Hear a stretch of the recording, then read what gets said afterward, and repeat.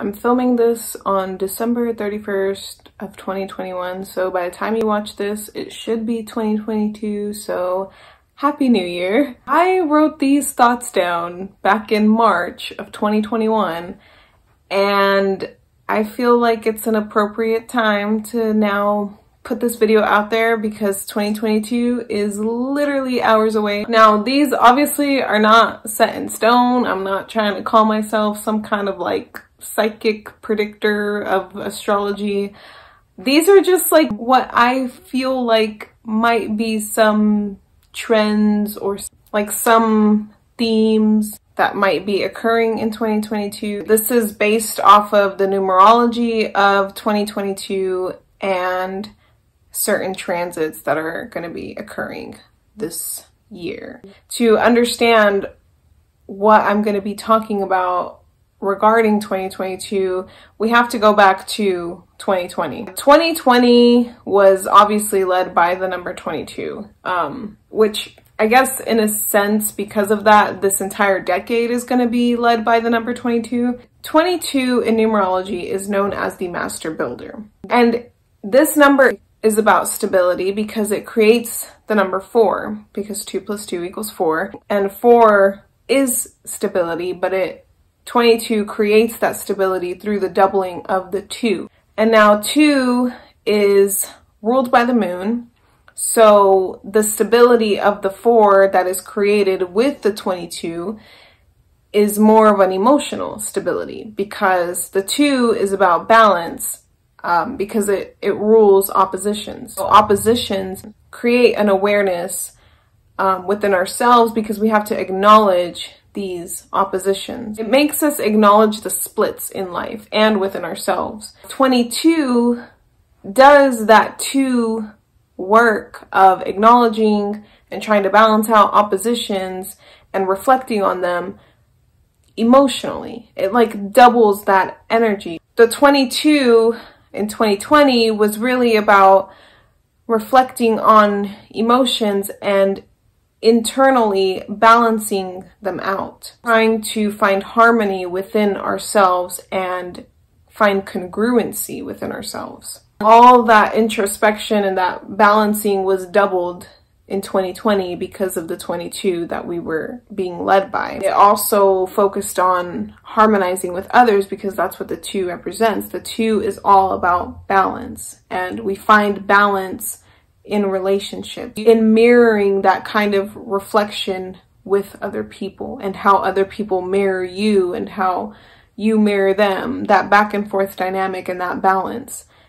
The 22 doubled that focus. So the internal work that the 22 made us do in 2020 was leading to that physical stability of the 4. It was doing that work so that we could create that physical stability in the 4 sense. The environment becomes more stable as you do when it comes to the 22 leading into the 4, or how it creates the 4. So obviously in 2020 we had the pandemic that was kind of a call for us to do this because we began 2020 with Saturn and Pluto conjunct at 22 degrees.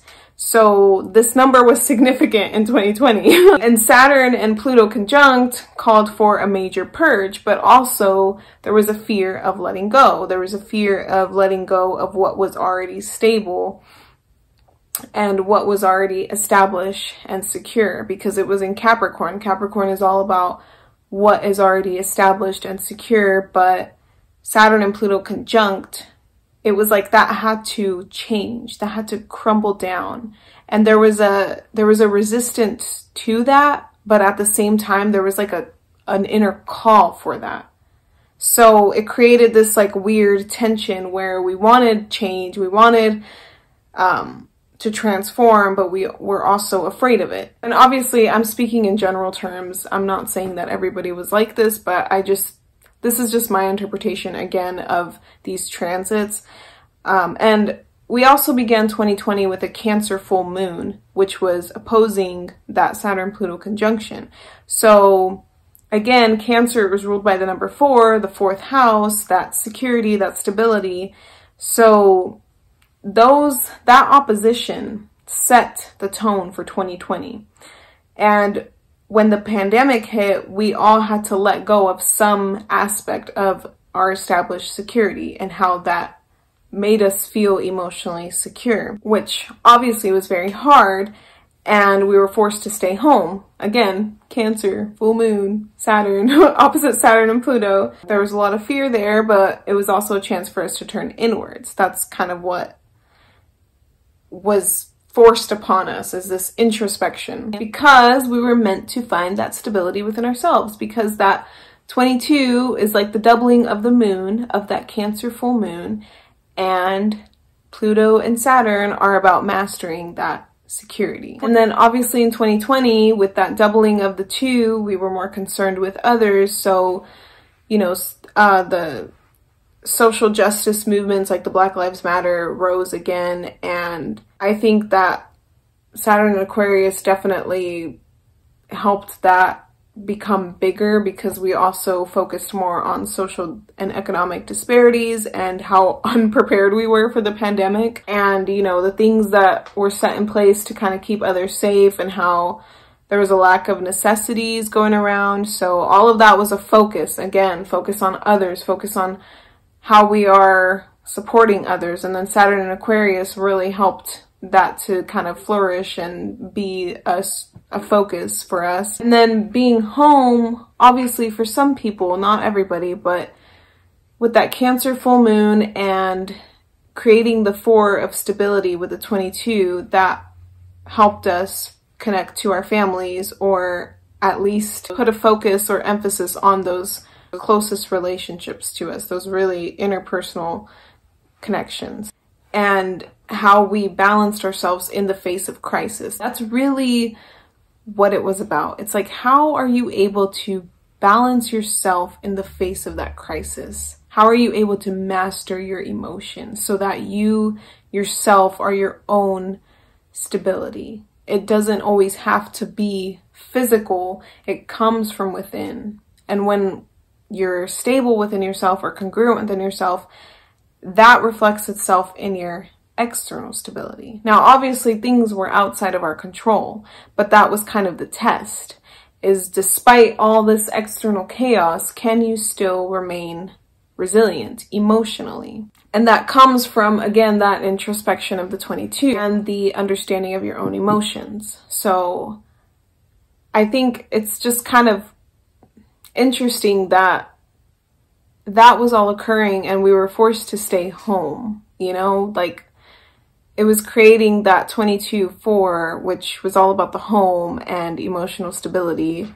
I just think it's interesting how that all played out. So in 2021, it was different because there was a little bit more ease with that like emotional side of it, but now it was more about your mental stability because things were still challenging. 2021 was a 5-year, and the number 5 is about challenges. Now it was more about our outlook on these challenges, because the number 5 is ruled by Mercury. So it was a very mental year. 5 is about growth and adventures and learning, and Mercury is also mutable and adaptable. So the 5 brought challenges, struggles, changes. So the changes that were brought this year in 2021 were teaching us how to adapt.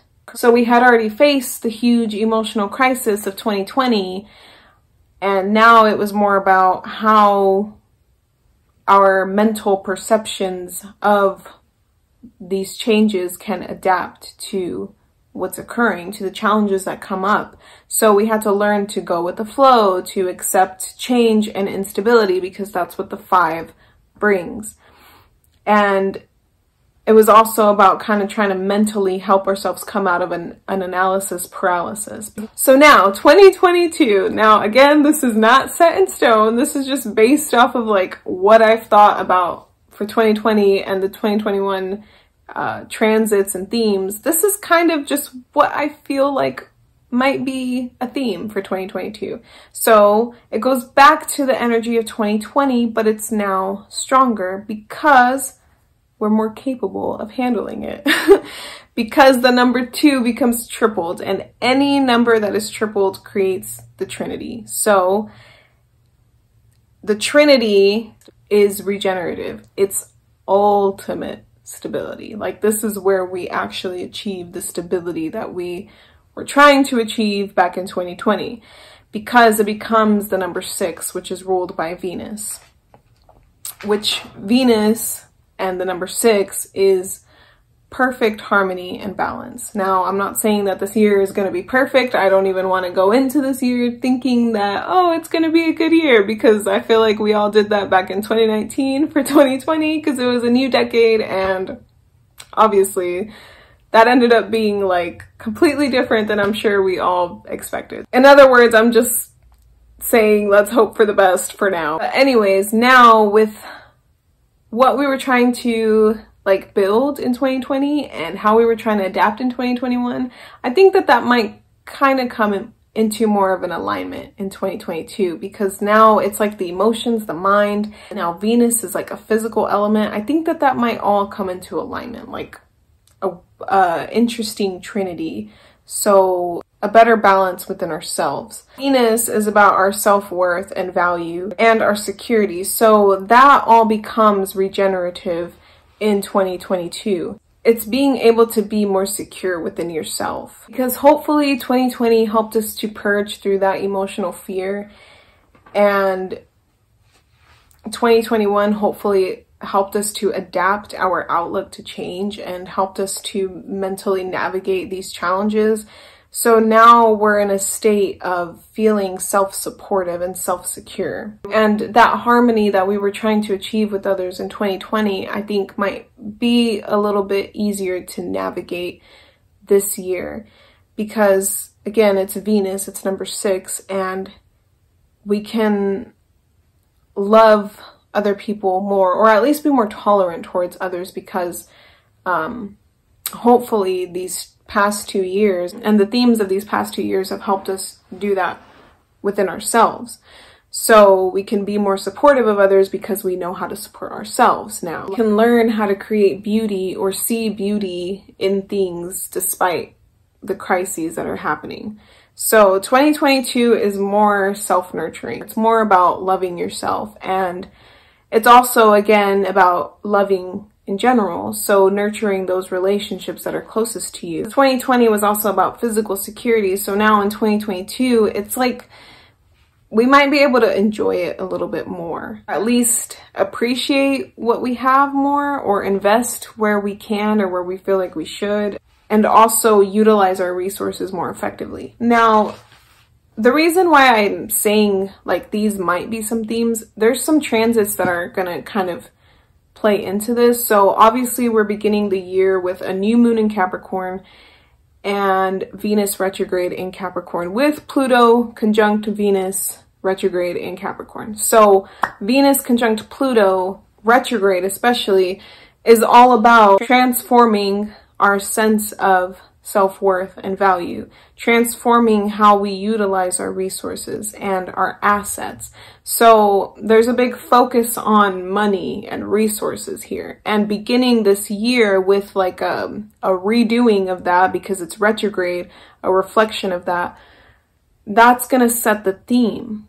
If you turn inwards during this Venus retrograde and really use this time to reflect on how you identify with Venus and how you identify with your sense of self-security, and get rid of the things that don't have value to you anymore, whether that's relationships or physical things, or how you take care of yourself, how you nurture yourself. That's gonna go a long way to really transforming how we use Venus this year. And also Mercury retrograde is going to happen in January as well. So it's again going to kind of put an emphasis for those few days. It'll emphasize that reflection and that redoing. Also, the North Node will move into Taurus this year. So the North Node reflects collective themes and trends. So I think with the North Node being in Taurus, there's going to be a kind of trend towards that, towards I don't know, like figuring out our values, especially with Uranus being there still. Uranus and Taurus has been changing up our values, changing up what is worth money to us, what is worth our physical energy, and what is worth utilizing. So the North Node being there, it's gonna put an emphasis on that trend of figuring out what you value and what's really important to you to keep physically, especially. So what you're gonna spend your money on, what you're gonna invest in. And with the harmonizing with others, Jupiter is going to be in Pisces this year, for most of this year. In the summer, it'll be in Aries, but Jupiter will be in Pisces. And I think that Jupiter in Pisces kind of expands our ability to have compassion for other people. So because Jupiter in Pisces is actually a very compassionate placement, and Jupiter in Pisces brings a lot of healing, especially when it comes to like your emotions and your mind. I think that it can bring a little bit more peace, but it depends. Again, everything that I'm saying depends on how it will personally affect you in your chart. Like if any of these transits are making any kind of hard aspect in your own chart, obviously this is going to be different for you personally. So look at your own chart to see how it will play out for you. But these are just my own perspectives. There's obviously still going to be a theme of trying to navigate how are we going to maintain what has been working since America was established, I guess, because we're also having our Pluto conjunction coming up really soon, I think like next year.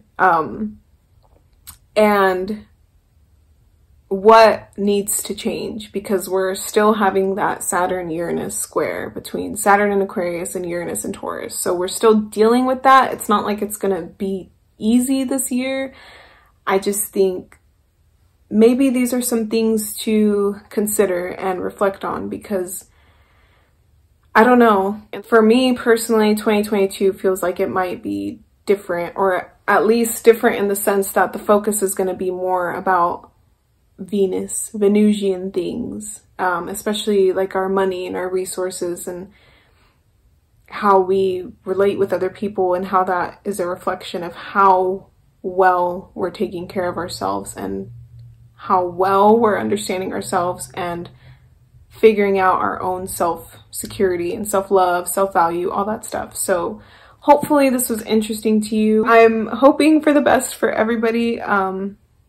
Obviously, you know, you can't predict the future, and I just hope that if challenges come up for you, that it's something that you gain some kind of wisdom from. I don't really know what I'm saying now. I'm kind of just rambling. I never know how to end my videos, so I'm just gonna go already. Happy New Year! Hope you're all doing well, and I will see you next time.